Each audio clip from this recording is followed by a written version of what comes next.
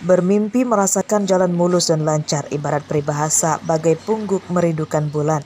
Bagi warga desa Tridharma dan Trimulya, Kecamatan Banjar Agung, Tulang Bawang, bagaimana tidak, sudah bertahun-tahun jalan poros desa rusak namun belum juga ada tanda-tanda akan diperbaiki pemerintah.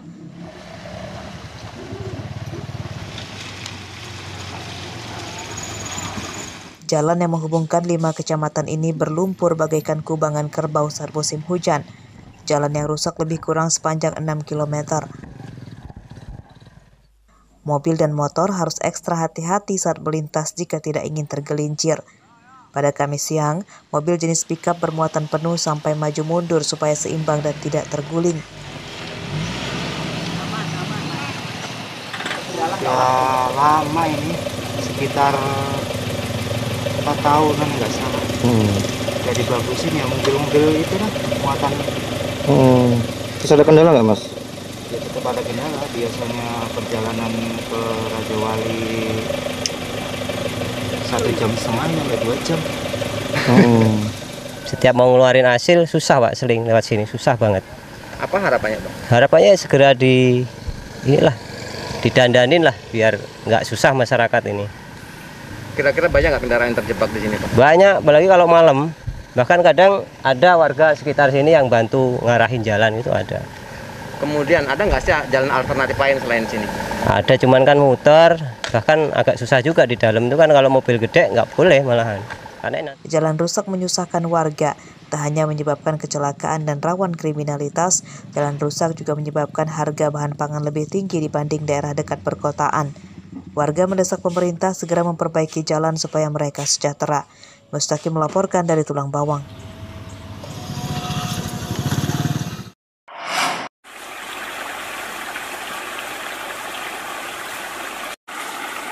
Memprihatinkan nasib warga Dusun 3 Binjai dan Dusun 4 Wai Krakai, Desa Pagar Dalam, Kecamatan Temong, Kabupaten Pasisir Barat.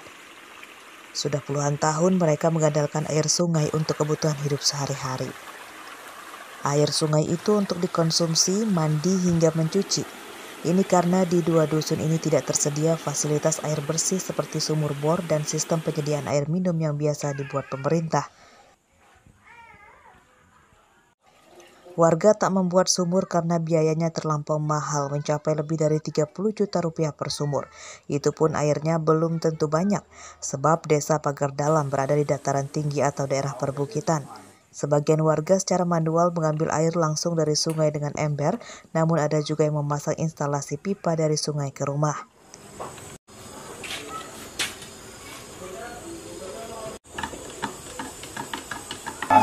Pemerintah atau instansi terkait tolong perhatikan kami supaya yang ada di pedukuhan Pagar Dalam untuk sarana air bersih. Saat musim hujan, warga tak terlalu kesulitan karena untuk minum hingga mencuci pakaian dan perabotan rumah tangga menggunakan air hujan yang ditampung. Namun saat kemarau, air sungai sering keruh dan air pun harus diendapkan atau disaring sebelum digunakan.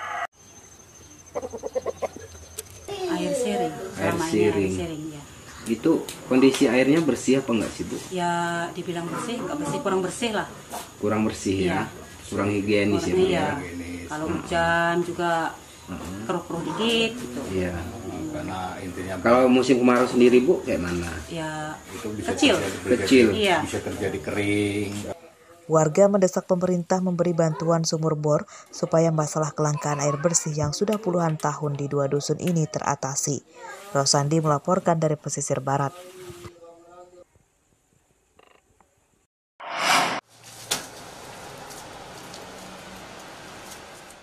Harga kedelai impor kembali naik tembus Rp13.000 per kilogram. Harga ini naik Rp300 per kilogram dibanding pekan lalu yang masih di Rp12.700 per kilogram.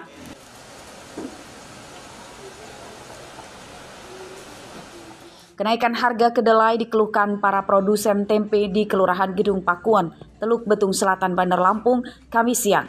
Usaha mereka terancam bangkrut jika harga kedelai terus naik. Para produsen tempe di Kelurahan Gedung Pakuan mempertanyakan janji Menteri Perdagangan Zulkifli Hasan beberapa waktu lalu yang akan memberikan subsidi pembelian kedelai sebesar Rp1.000 per kilogram belum terrealisasi. Para produsen tempe dan tahu berharap janji tidak bohong belaka. Belum pernah dapat informasi. Terus apalagi harga kacang kedelai makin naik, bukannya berkurang makin naik. Terus apa-apa serba susah, impornya juga makin mahal. Jadi sama sekali belum dapat bantuan. Belum dapat bantuan sama sekali. Belum. Oh.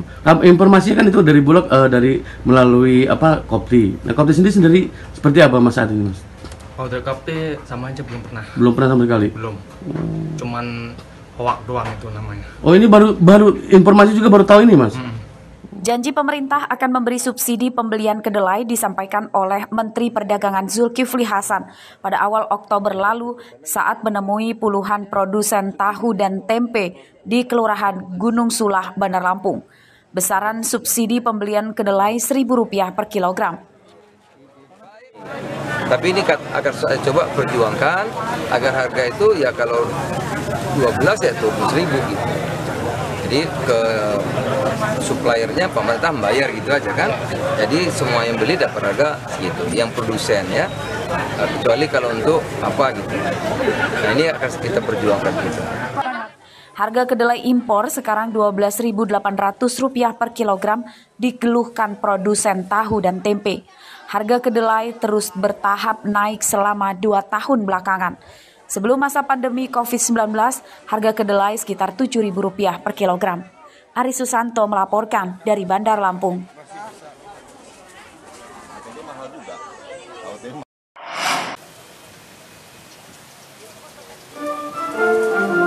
Ratusan emak-emak jadi peserta lomba makanan sehat yang digelar di lapangan Kalpataru, Kecamatan Kemiling, Bandar Lampung.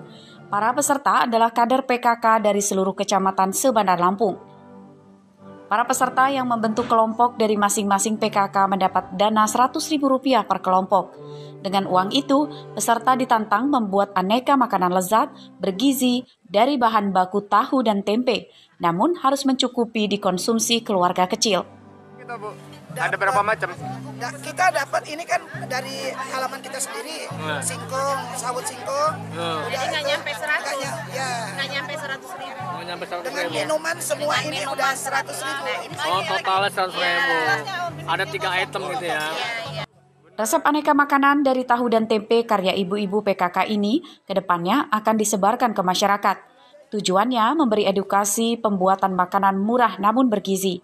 Lomba juga bagian dari upaya mengurangi penderita stunting terhadap balita.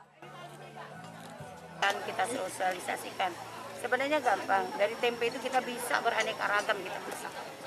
Dan anak-anak semuanya kalau kita diolah dengan baik, bukan hanya digoreng saja, dibakar juga enak, dibuat pepes juga enak, macam-macam. Pada Desember mendatang, Pemkot akan menggelar lomba serupa, namun dana yang diberikan dikurangi. Peserta akan ditantang dengan uang Rp50.000 untuk menyajikan masakan lezat dan bergizi. Untuk kategori penilaian, yakni rasa, penataan, dan kreasi penyajian. Jeffrey Arifin melaporkan dari Bandar Lampung.